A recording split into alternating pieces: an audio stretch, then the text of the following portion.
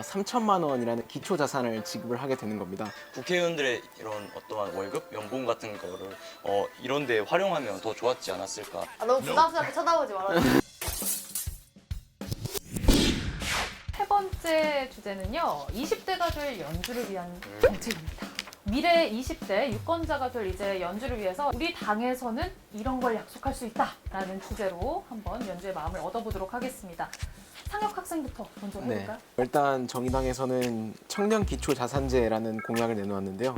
20세가 되는 청년들에게 전부 다 3천만 원이라는 기초 자산을 지급을 하게 되는 겁니다. 또 아동 양육 시설 퇴소 청년 등에게는 이제 5천만 원을 지급하게 되는 거고요. 클로백 제도라는 걸 통해서 일정 금액 이상을 상속받거나 증여받은 청년의 경우에는 나중에 이걸 환수하도록 이제 규정을 해놨고요. 자산 불평등의 완화라는 게 이 청년 기초 자산제의 목표거든요. 자산 관련 세금과 연동을 해서 재원을 마련을 한다. 이게 계획입니다. 너는 계획이 다 있구나. 여기서 혹시 연주 학생 궁금한 거 있어요?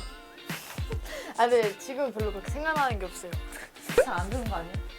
약간 그런 것도 있어요. 청년 기초 자산제에 대한 이야기를 해줬는데 여기에 대해서 또 얘기가 많이 나올 것 같아요. 보다 똑같은 선에서 출발할 수 있게 도전할 수 있게 하는 정책 제도 아주 좋은 방향이라고 생각을 하고 있고요. 질문 드리고 싶은 건 이 클로백 제도라는 거 좀 설명을 좀 해주셨으면 좋겠어요. 클로백 제도라는 게 이게 원래 캐나다에서 노인연금에 실시하던 제도라서요. 이제 노인연금을 일괄적으로 지급을 하되 상속 증여를 많이 받은 분, 일정 금액 이상 받은 분은 환수를 하는 그런 제도를 여긴 도입을 한 겁니다. 그걸 다 고르는 것도 행정 비용이 상당히 많이 들거든요. 그다음에 재원에 대해서 잠깐만 또 첨언을 하자면 이게 내년에 실시하게 되면 그러면 내년에 최대 나가는 게 6조 원이고 그 다음에는 12조 원이고 그 다음부터는 이제 18조 원이고 이제 인구수가 줄기 때문에 점점 줄어드는데 상속 증여세 세입이 이제 작년 기준으로 8조 4천억 원 정도. 그다음에 종합부동산세랑 부동산 보유세를 합치면 그게 한 15조 정도 되는데 그거 합치면 이제 가능하다고 보고요. 보유세도 그다음에 높이면 됩니다. 지금 우리나라 보유세 실효세율이 0.16%인데 OECD 평균이 0.33%라서 제 말은 사실 전 정부의 의지라고 생각합니다. 여기에 대해서 규범 학생 어떻게 생각해요? 국회의원들의 특권과 연봉을 낮추고 국회의원들의 수를 올려서 국회의원들의 이런 어떠한 월급, 연봉 같은 거를 이런 데 활용하면 더 좋았지 않았을까라고 생각이 듭니다. 그 다음 규범 학생. 20대가 될 연주를 위한 정책 어떤 걸 준비했는지 궁금합니다. 저희 당 같은 경우에서는 청년 문화 패스를 말씀드릴 수 있을 것 같은데 지금 이제 청년들 같은 경우에는 영화나 이런 문화 생활을 많이 즐겨 하잖아요. 이런 높은 관심도에 비해서 청년 대상 통합의 이용 제도가 지금 부족한 상황이에요. 원래는 국, 공립 대상 기관 전시와 공연에 한해서만 할인 혜택 기능이 있었어요.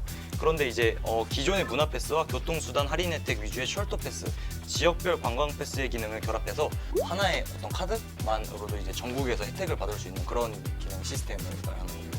여기에 대해서 상혁 학생. 저는 되게 좋은 공약인 것 같고요. 경제적 격차가 크면 클수록 사실 문화적인 격차도 커질 수밖에 없는 거거든요. 근데 그런 부분들을 되게 잘 짚어내고 해결책을 낸 것 같아서 저는 긍정적으로 생각합니다.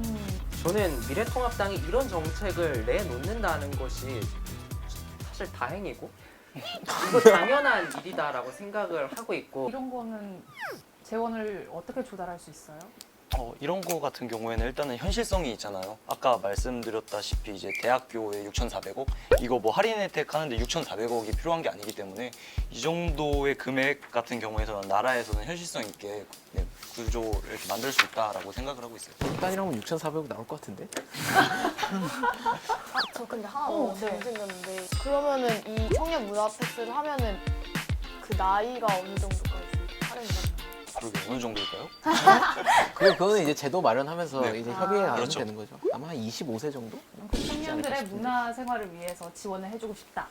그러면 마지막으로 태진 학생이 준비한 공약 한번 들어볼까요? 네, 저는 일단 세 가지 측면에서 생각을 했는데 정치 제도적인 측면이 하나가 있고 어떤 지원금에 관련된 제도가 하나 있고 마지막은 문화에 관련된 제도인데요. 작년에 청년기본법이라는 법이 통과됐는데 혹시 들어봤나요, 연주 친구는?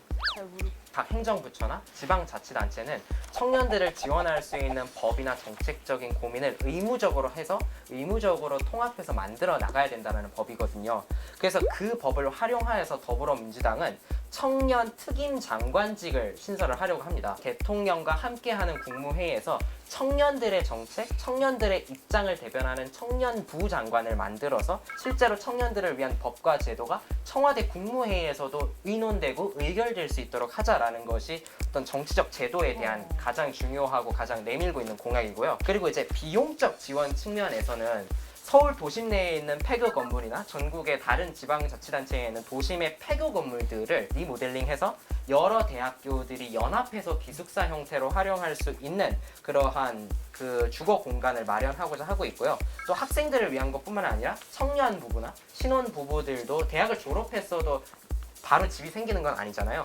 그것을 위해서 일단은 주택 10만 호를 서울에 우선적으로 공급하고자 공약을 내세웠습니다. 그리고 마지막 문화적인 측면에서는 한국판 코리아 콘텐츠 밸리라는 걸 만들어서 그 문화 콘텐츠를 만드는 방법, 홍보하는 방법을 교육시키고 또 그 문화 콘텐츠를 실제로 제작해서 어떤 기업 행위로, 취직 행위로 이어질 수 있는 것을 연결시킬 수 있는 문화 콘텐츠 밸리를 조성하고자 예산 자원에 대해서 공약을 내놓았고 또는 콘텐츠를 만드는 분들에게 대한 기본적인 지원금이나 실업 보험 제도 등 여러 가지 지원금 제도들도 지금 공약으로 마련을 해 놓아서 발표를 한 상태입니다. 규범 학생 어떻게 평가하시나요? 상당히 괜찮은 것 같은데 지금 기존에 그 장학관이라는 이름으로 있는 것들이 지금 이것과 겹치지 않나. 가장 문제가 되고 있는 건 운영되는 형태는 많은데 그럼에도 불구하고 부족하다라는 것이고 비싼 월세방, 자취방을 찾아야 한다라는 것이거든요. 그 많아진 공간들이 더 저렴한 비용으로 다양한 학생들에게 이용될 수 있으면 좋은 것이라고 생각하기 때문에 그러한 점에서 평가해 주시면 될 것 같습니다. 연학생 이렇게 들어봤는데 우리 태진 학생이 가져온 정책 공약 어때요? 이거 노리신 것 같은데 제가 미디어 컨텐츠가 노렸어요.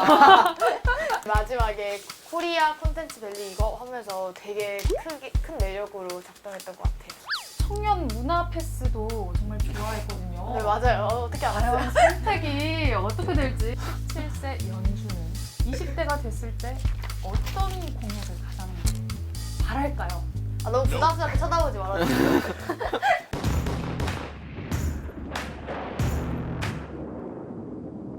더불어민주당입니다. 와. 제가 아는 대학생 언니 중에서 이제 원래 기숙사 생활을 하셨는데 그 성적이었나요? 약간 이런 것 때문에 약간 밀려가지고 새로 막 자취방 구하면서 되게 힘들어 하셨거든요. 맞아요. 기숙사도 네. 당첨되기가 쉽지 네 않아요. 맞아요. 그래서 그런 걸 옆에서 지켜보면서 나 나중에 청년 이렇게 대학생 되면 좀 저런 거 힘들겠다 이런 생각을 되게 많이 했었는데 그런 막 폐교 이제 리모델링해서 기숙사 하는 그런 정책도 되게 괜찮고 현실성 있었던 것 같아요. 오늘 연주 학생 그리고 청년 당원분들과 함께 교육, 여성 그리고 20대 공약을 주제로 각 정당 청년들의 정책과 공약을 알아봤는데요. 다음 주에 더 재밌는 이야기로 돌아오겠습니다. 구독 꾹! 좋아요 꾹! 알람 알람 설정까지! 설정까지! 제가 진짜 원래 저 결정장애란 말이에요. 그래서 진짜 이번에 다 너무 괜찮은 정책들이 많아가지고 되게 고민했거든요. 준비를 잘해왔네요. 네, 지금 이 세 번째가 제일 박빙이었어요.